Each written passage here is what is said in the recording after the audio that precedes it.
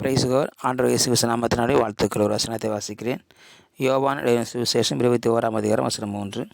சீமோன் பேதுரு மற்றவர்களை நோக்கி, மீன் பிடிக்கப் போகிறேன் என்றான். அதற்கு அவர்கள், நாங்களும் உம்முடனே கூட வருகிறோம் என்றார்கள்.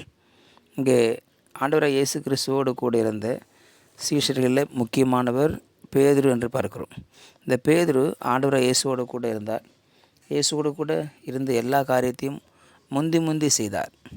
ஆண்டவர் இயேசு எதை கேட்டாலும் உடனே பதில் சொல்லுவார். எதை காரியத்தை செய்ய போனாலும் உடனே அங்கே நிற்பார்.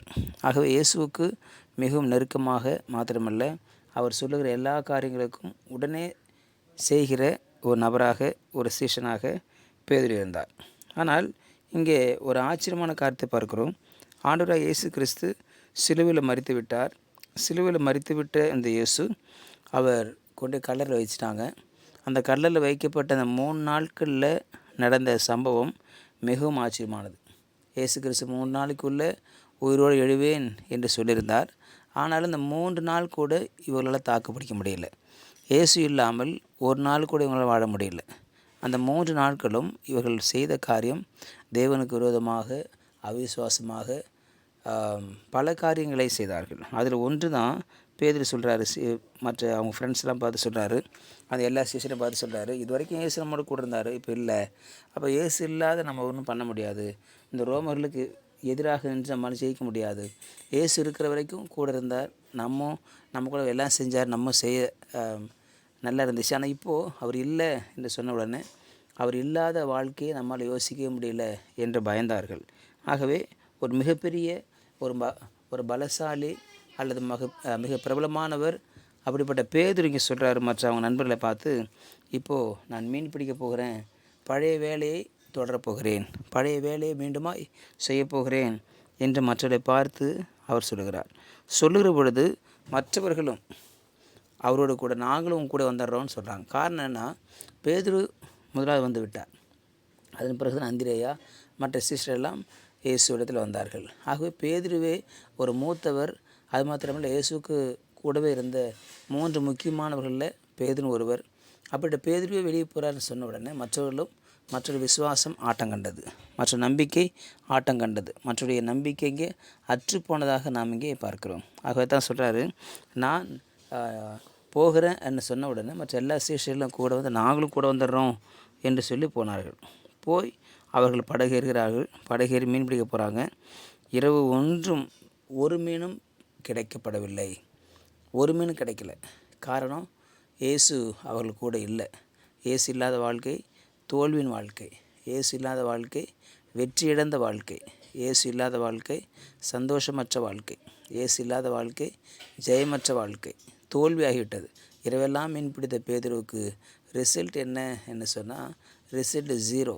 ரிசல்ட் ஒன்றுமே கிடையாது.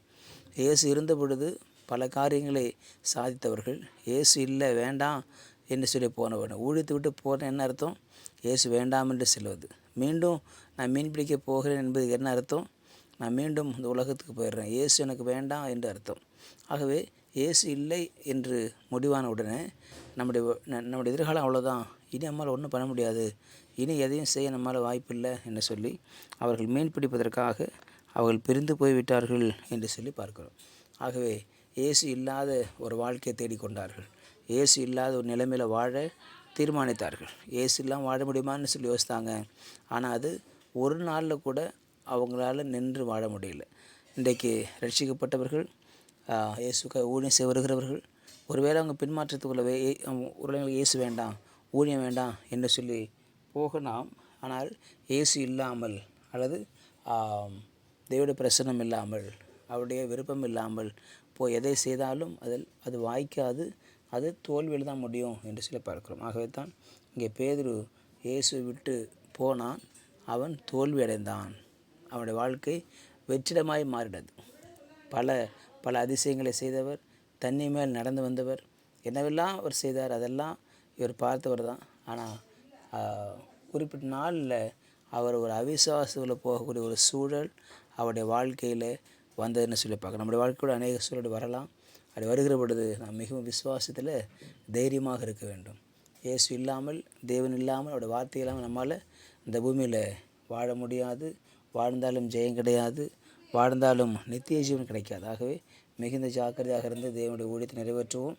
தேவனுடைய சித்தத்தை செய்து முடிப்போம். கர்த்தர் நம்மை ஆசீர்வதிப்பார். ஜெபிக்கலாம். பரிசுத்த பிதாவே, நாளுக்காய் சோதனை பண்ணுகிறோம். பேதுருவை போல் நாங்கள் பாதியில் போய்விடாதபடிக்கு கடைசி வரைக்கும் உம்மோடு கொண்டு நின்று உமக்காய் வாழ ஜீவிக்க ஊழியம் சேர்க்கிறவதாரும் உங்களுடைய கரத்தில் தாழ்த்தி இயேசுவின் நாம ஜெபிக்க நல்ல பிதாவே. ஆமேன். ஆமேன். You will be succeeded.